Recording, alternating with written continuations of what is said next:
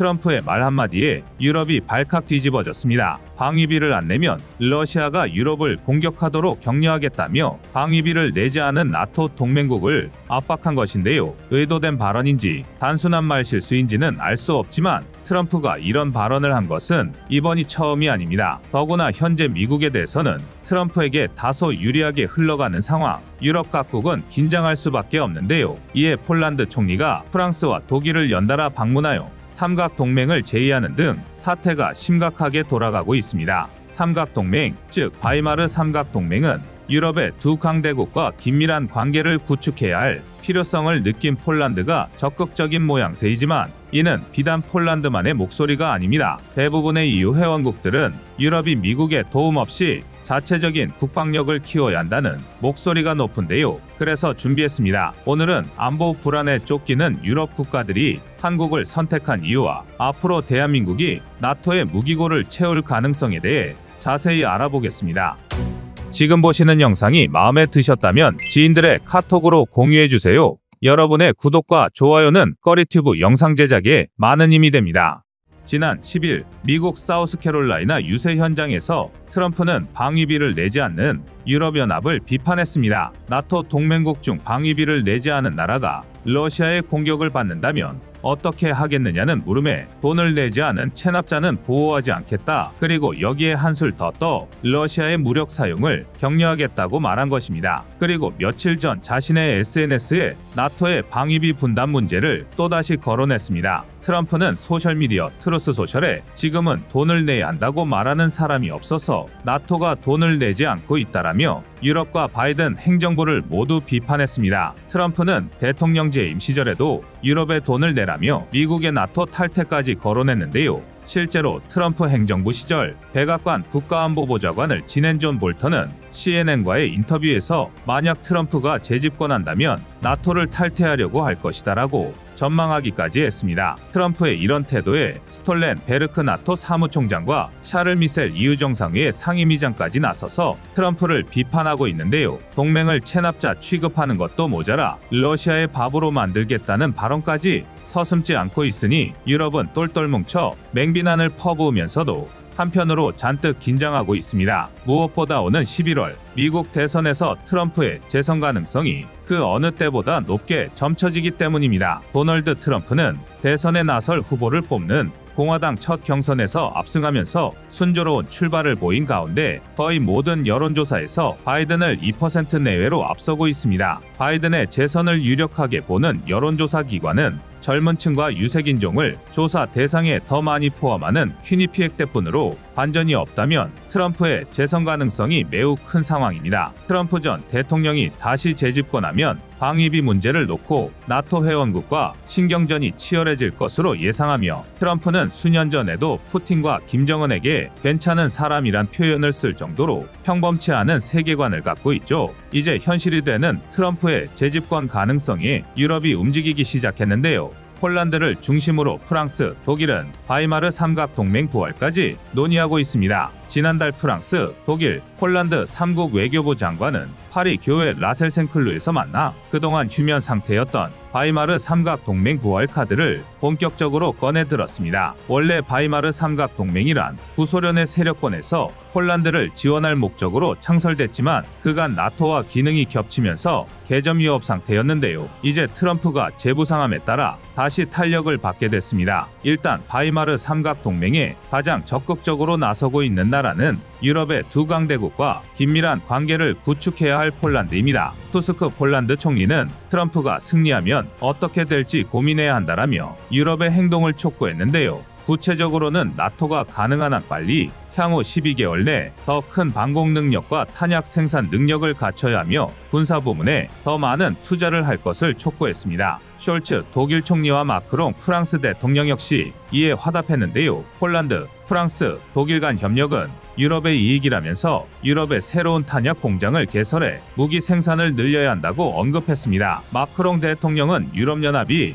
미국의 도움 없이 자체적으로 우크라이나를 지원해야 하며 이를 통해 유럽에서 나토를 보호할 원하고 대서양 동맹의 기둥이 되는 안보 및 국방력을 키워야 한다고 미국의 그늘을 벗어날 것을 촉구했습니다. 그러나 이에 대한 회의론도 만만치 않은데요. 나토 회원국의 국방비 목표치는 국내 총생산 GDP의 2%를 기준으로 잡고 있는데 이 목표를 달성한 국가는 트럼프 전 대통령의 임기 첫 해인 2017년을 기준으로 29개 회원국 중 4개국에 불과했습니다. 이후 우크라이나 전쟁으로 국방비 목표치 2%를 달성한 나라는 31개 회원국 가운데 11개국으로 늘어났고 올해는 15개국 이상이 되리라 전망되고 있는데요. 그러나 우크라이나, 러시아 전쟁이 장기화하며 재정도, 경제 사정도 쉽지만은 않은 상황입니다. 이에 유럽의 일부 전문가는 나토가 독자적인 방어 전력을 키우는데 10년 이상 걸릴 것이라 분석하기도 했는데요. 더구나 가뜩이나 부족한 재정에 우크라이나까지 지원하며 무기가 바닥이나 이런 안보 자각론이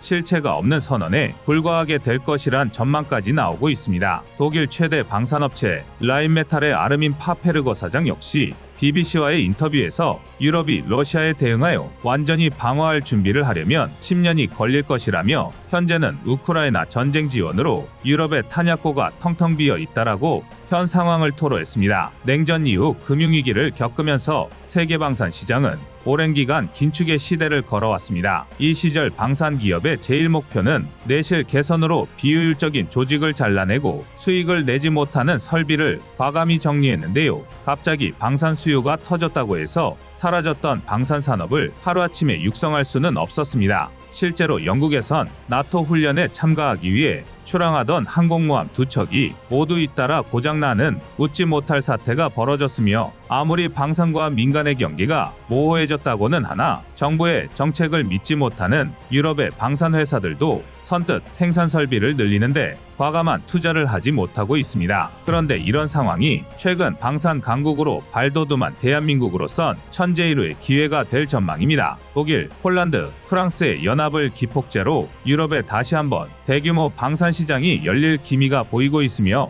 국방비를 늘리고자 하는 나토국이 시간이 지날수록 결집하고 있다는 것입니다. 영국 국제문제전략연구소가 발행한 세계 군사력 균형평가 보고서에 따르면 나토 동맹국의 국방비 지출은 가파르게 늘었는데요. 2014년 러시아의 크림반도 침공 이후 32% 증가한 국방비가 국가별로 조금씩 다르지만 우크라이나 전쟁 이후엔 전년 대비 10% 이상씩 꾸준히 상승하고 있으며 현재 나토는 세계 전체 국방비의 절반을 지출하고 있습니다. 그러나 과거 1980년대까지 GNP 6% 이상을 국방비로 쓰는 나라는 거짓골을 못 면한다라는 격언이 있었는데요. 이는 공산권이나 극빈층 국가에만 해당한다는 것을 대한민국이 몸소 보여줬습니다. 한국은 80년대 이후 매년 GNP의 6%가량을 지출하면서도 군사와 경제 분야 모두에서 세계적인 강국으로 성장했는데요. 모두가 대한민국을 본받아서는 아니겠지만 최근 지구촌 전체가 매년 9% 이상씩 국방비 지출을 늘리고 있습니다. 당연히 대한민국의 국내 방산 기업의 매출도 크게 증가했는데요. 특히 유럽과 중동 시장에서 성과를 낸 방산 기업의 성과가 두드러졌습니다. 하나에어로스페이스는 지난해 7,017억 원의 영업이익을 기록, 전년 대비 86% 증가했으며 하나시스템도 아랍에미리트의 천궁투용 다기능 레이더 수출 계약이 반영되며 지난해 영업이익 928억 원을 달성, 전년보다 137.5% 늘은 수치를 보여줬습니다. 현대로템도 지난해 폴란드의 K2 전차 1차 수출 계약의 효과로 영업이익이 42.4% 증가 2,100억 원을 기록했으며 방산 부문 매출은 1조 5,781억 원으로 전년보다 2배, 약 49% 확대됐습니다. LIG넥스원은 지난해 영업이익 1,864억 원으로 전년보다 4.1% 늘었는데요. 이는 사우디아라비아와 체결한 32억 달러, 하나 약 4조 2,500억 원 규모의 한국형 탄도탄 요격미사일 체계 천궁2 계약 덕분이었습니다. 전체로 보자면 2023년 한 해 대한민국의 방산 기업들은 총액 18조 원의 수출 계약을 달성했는데요. 원래의 목표보다는 다소 주춤한 것이 사실이지만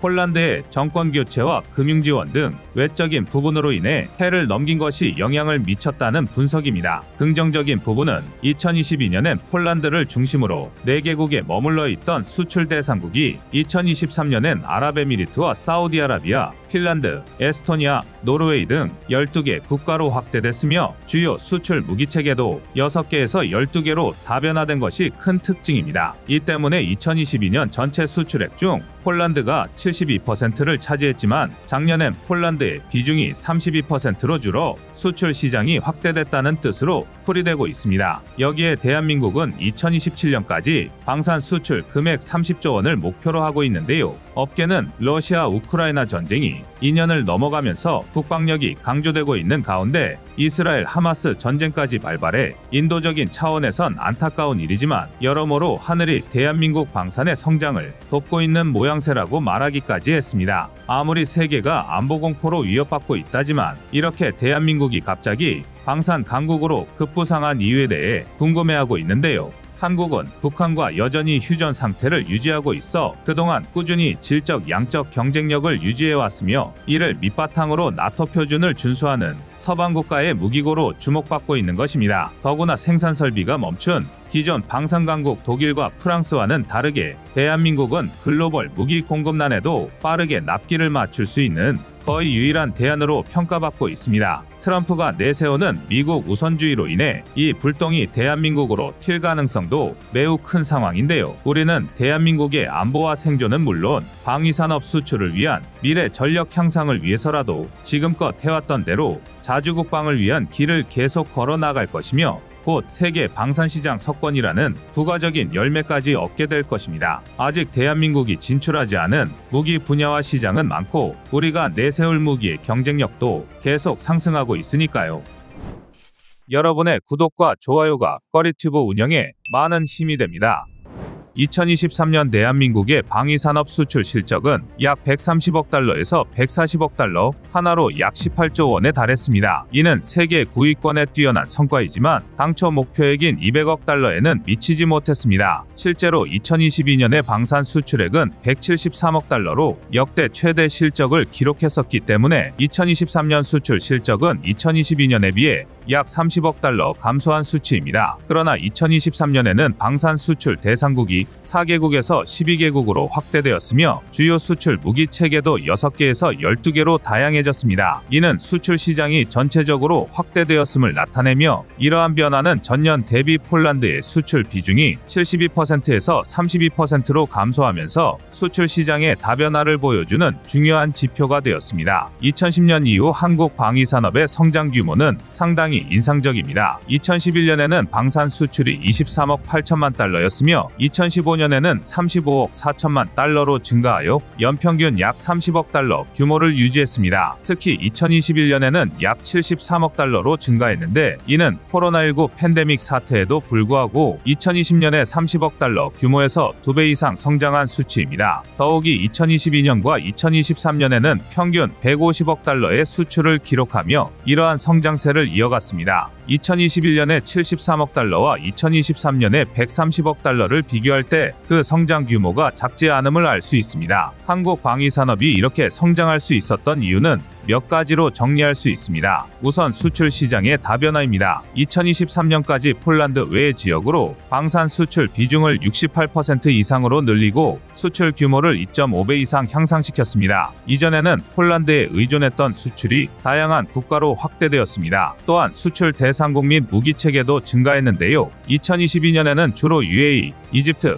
필리핀, 폴란드 등 4개국에 수출했으나 2023년에는 사우디아라비아, 노르웨이, 에스토니아, 핀란드 등 12개국으로 수출 대상국이 확대되었습니다. 그리고 우리 방산기업들의 기술 혁신을 들 수 있습니다. 수출 시장의 다변화는 특정 국가에 대한 의존도를 줄이고 다양한 국가들의 요구와 표준에 맞춰야 하기 때문에 기술 혁신과 제품 개선을 촉진합니다. 이는 군사 기술 측면에서도 중요한 역할을 합니다. 그렇다면 2023년 한국 방위산업 수출 실적이 전년 대비 주춤하고 기대에 못 미쳤던 이유는 무엇일까요? 2023년 한국의 방위산업 수출 규모는 130억 달러에서 140억 달러로 전년도인 2022년에 173억 달러에 비해 감소했습니다. 이는 당초 목표액인 200억 달러에도 미치지 못하는 수준인데요. 전년도의 폭발적 성장세와 비교하면 다소 아쉬운 결과이긴 합니다. 우선 폴란드 총선 결과에 따른 여파와 2차 계약 지연을 첫 번째 이유로 들 수 있습니다. 폴란드에서의 정치적 변화와 총선 여파로 인해 폴란드와의 2차 방산 계약이 지연되었고, 이로 인해 실제로 수출 규모가 줄어들었습니다.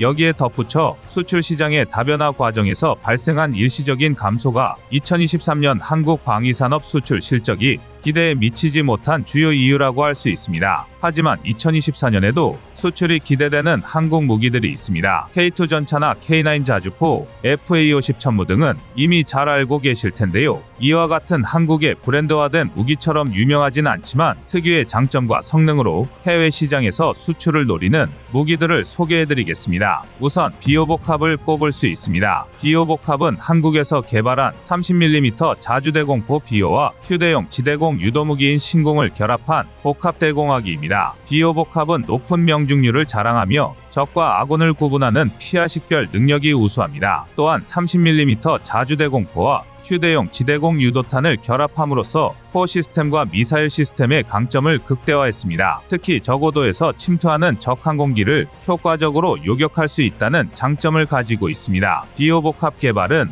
한국이 자주식으로 운용되는 신형 대공포의 필요성을 느끼면서 시작되었습니다. 기존의 대공포 시스템이 한계를 보이기 시작하면서 보다 효과적인 방공 시스템에 대한 요구가 증가했고, 이에 따라 한국은 수입 대신 자체 개발을 선택했으며 이 과정에서 비오 자주대공포의 개발이 진행되었습니다. 30mm 자주대공포의 휴대용 지대공 유도무기인 신공을 결합해 대공포의 교전 범위 밖에서도 적 항공기를 격추할 수 있는 복합대공화기인 비오복합은 2014년부터 양산되어 2015년에 실전 배치되었으며 기계화 부대의 방공천병으로서 중요한 역할을 하고 있습니다. 게다가 드론 방어에 특화된 성능을 갖추고 있는데요. 본격적인 대드론 체계라고 할 수는 없지만 700에서 800m 거리에 접근한 소형 드론 요격이 가능합니다. 비오복합은 과거에 인도 육군이 차기 대공자주포로 선정하려는 움직임이 있었으나 수출이 무산된 사례가 있었습니다. 그러나 최근 드론 위협이 증가함에 따라 해외 시장에서 비오복합에 대한 관심이 지속되고 있다고 알려져 있습니다. 이는 비오복합이 고속입체 기동전과 같은 현대전 양상에 적합하며 대공포와 휴대용 대공유도 무기를 결합한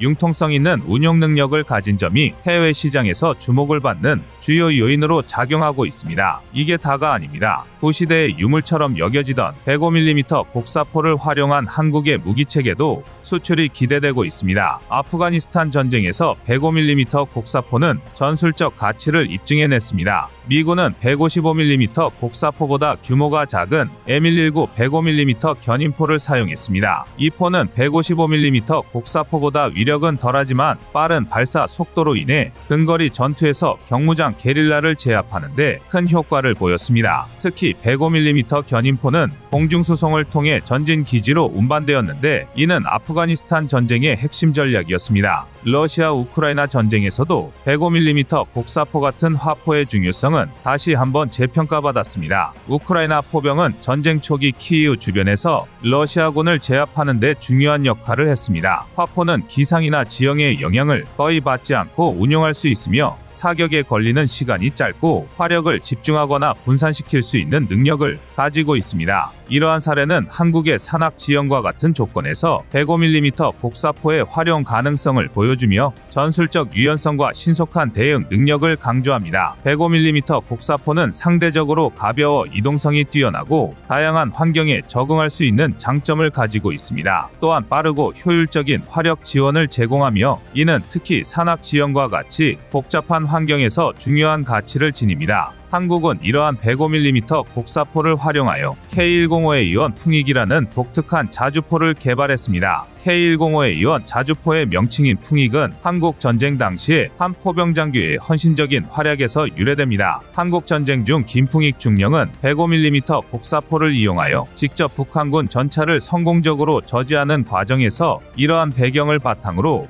K105에 이원 자주포의 풍익이라는 이름을 붙이는 것은 김풍익 중령의 정신을 기리고 계승한다는 의미를 담고 있습니다. 풍익 자주포는 빠른 발사 속도로 적을 제압하는 능력을 가지고 있으며 이는 김풍익 중령이 보여준 용기와 희생정신을 상징적으로 나타내는 것으로 해석됩니다. K105에 이원 자주포는 몇 가지 주요 이유로 개발되었습니다. 먼저 기존 105mm 곡사포를 전량 퇴역시키기에는 105mm 포탄 비축량이 너무 많았기 때문입니다. 폐기하는데도 막대한 비용이 소모되기 때문에 우리 군에서는 105mm 곡사포와 포탄을 활용할 수 있는 방안을 찾게 되었습니다. 그리고 155mm 자주포를 받지 못하는 부대에 배치할 무기체계도 필요했습니다. 이는 기존의 105mm 견인 곡사포를 대체하고 대포병 사격의 생존성과 지원 화력으로서의 기동성을 높이기 위한 목적이 있었습니다. K105A1 자주포는 105mm 곡사포를 5톤 군용 트럭에 개조하여 탑재한 차륜형 자주포로 재탄생시켰습니다. 이러한 개조는 기존 곡사포의 운용 범위와 능력을 확장시키는 데 기여했습니다. K105A1 풍익의 운용 인원은 포 운영 3명, 운전병 1명, 기관총 사수 1명으로 총 5명입니다. 이는 전체적인 운용 효율성을 고려한 인원 배치로 운용의 유연성과 효과적인 팀워크를 가능하게 합니다. K105A1 풍익 자주포는 다양한 기능과 뛰어난 성능을 갖춘 무기체계입니다. 이 자주포는 다음과 같은 주요 사양과 성능을 가지고 있습니다. K105A1은 설계 변경을 통해 포신을 180도 범위로 돌릴 수 있습니다. 이를 통해 넓은 사격 범위를 확보할 수 있으며 최대 사거리는 약 11.3km에 달합니다. 이는 4.2인치 박격포에 비해 크게 개선된 수치입니다. 발사 속도도 K105A1의 장점인데요. 최대 발사 속도가 분당 10발에 이르며 디지털 사통장치에 연동되어 신속하고 정확한 발사가 가능합니다. K105A1의 무게는 약 17.8톤이며 최대 60발의 105mm 포탄을 적재할 수 있습니다. 최고 속도는 70km 정도이고 31도 60% 경사를 오를 수 있는 뛰어난 기동성을 가지고 있습니다. 또한 기울어진 상태에서 멈출 수 있는 제동력도 갖추고 있습니다. K105A1 풍익은 가성비와 운용 효율성 면에서도 장점을 갖추고 있습니다. 특히 산악 지형이 많은 한국과 같은 환경에서 효과적으로 운용할 수 있으며 해외 차륜형 자주포 시장에서도 활약이 기대됩니다. K105A1 풍익 자주포의 수출 가능성은 여러 요인에 의해 높게 평가됩니다. 풍익은 새로운 무기 체계의 획득과 운용 비용을 절감하려는 목적으로 개발되었으며 최고의 가성비와 운용 효율을 자랑합니다. 이러한 특징은 특히 산악 지형이 많은 국가와 같이 저비용 고효율을 요구하는 해외 차륜형 자주포 시장에서 큰 활약이 기대되게 합니다. 풍익의 이러한 장점들은 해외 시장에서의 경쟁력을 높이는 요소로 작용하며 다양한 군사적 요구와 환경 조건에 적합한 유연한 무기 체계로서의 역할을 할 수 있습니다. 이는 해외 수출 시장에서 K105A1 풍익의 성공 가능성을 높이는 중요한 요소로 평가됩니다. 지난 한 해는 한국 방산의 수출이 표면적으로는 다소 주춤한 것처럼 보이지만 이전에 워낙 폭발적인 성장을 한 것이 원인이기도 합니다. 따라서 실질적인 성장이나 이익 면에서는 큰 차이가 없다고 할 수 있는데요. 여러 악재를 뚫고도 계속되는 발전을 거듭한 만큼 2024년은 한국 방산의 기세가 더욱 상승하는 계기가 되는 한 해가 되길 기원하겠습니다. 이상 꺼리튜브였습니다.